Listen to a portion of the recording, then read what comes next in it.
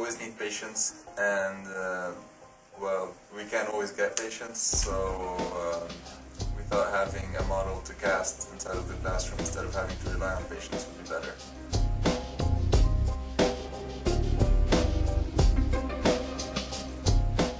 We had our professor Frank Fido that he had the idea of life casting at first and like doing faces and everything, and then we took that a step further into making limbs that we could use in classrooms.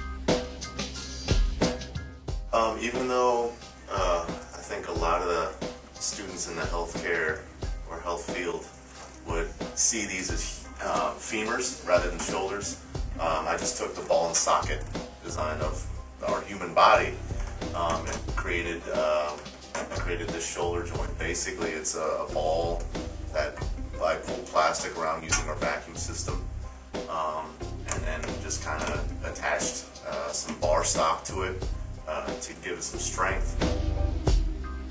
So we took a model humerus from a skeleton, and I made a 2-part silicone mold of it and filled it with polyurethane.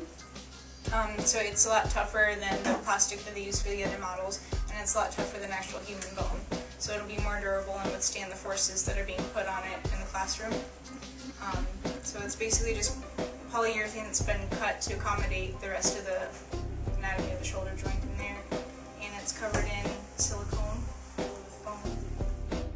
And then I basically kind of milled into our casted humerus, and then epoxied and kind of screwed it in, and it's kind of like that was my piece of the shoulder.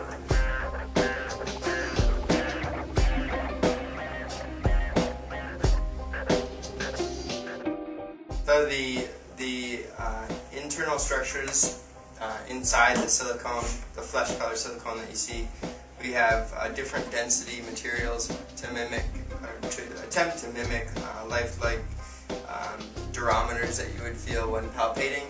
And when we casted, this is off a real patient, and when we casted him with silicone because it captures all the details. So this really is the limb as it is on a real patient with exactly all the details. It's really lifelike.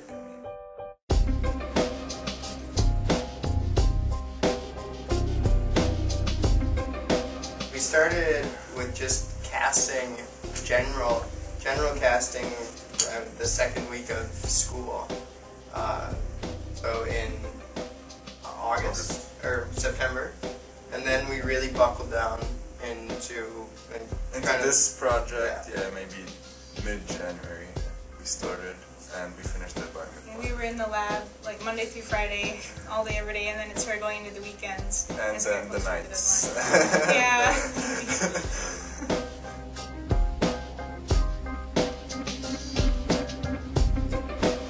His name is Ludo.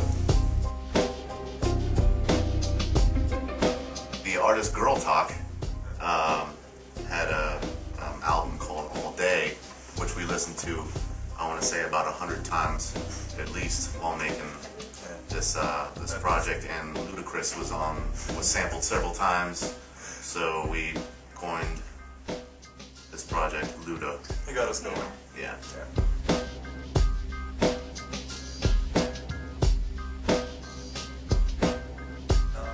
We presented this at TEDx. Looking at this from far away, they'll be like, "Oh, that's cool," and you know. But then when they come and actually feed it and try it, that's like they'll be like, "Oh wow, you guys were serious." And then, so we had really good feedback, which is like, it's encouraging. We needed this. Yeah. It was a success. This was just kind of the first generation of it, and we will be next year for our independent study. We're going to focus more on just the residual limb and different levels. Yeah, different levels and different pathologies.